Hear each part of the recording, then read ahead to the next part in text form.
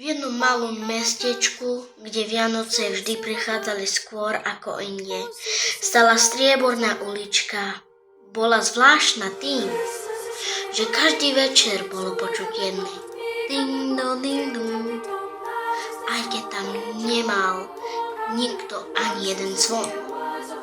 Hovorilo sa, že tie zvuky patria strážnym zvonom, ktoré sa ozvú iba vtedy, keď sa niečo blíži. Niečo dobré, alebo niečo tajomné. V jednu mrazivú noc išiel po uličke chlapec menom Timo.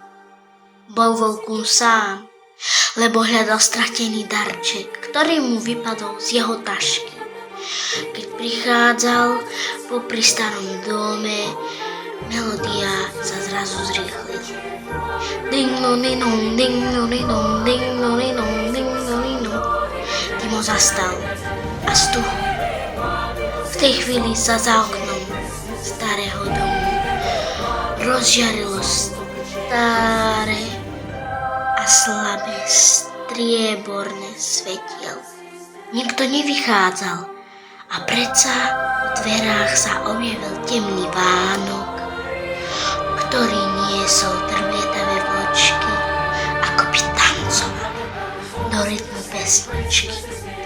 V uličke zazvonilo hlbšie dom a dom. Pred Timou sa z hmly začala čítať postava. Ale nebola strašidelná. Bol tu strážca Vianoc. Vysoký zahalený v plášti z ľadu a snehu. Oči mal mäkké ako svetielka na stromčeku. A povedal: neboj sa.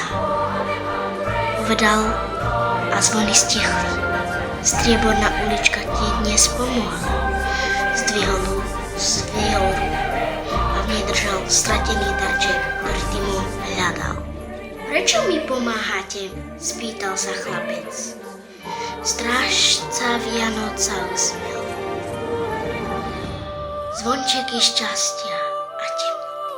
Tá melódia varuje, keď niekomu niečo chýba, keď niečo patrí k Vianociam, nie na svojom mieste. Ha, ha, ha, povedal temný strážca. Choď domov,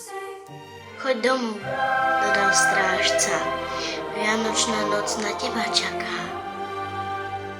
Timo bežal a išiel domov. A všetko porozprával svojej mamke. A odvtedy už nebol nikdy a nikde zlý.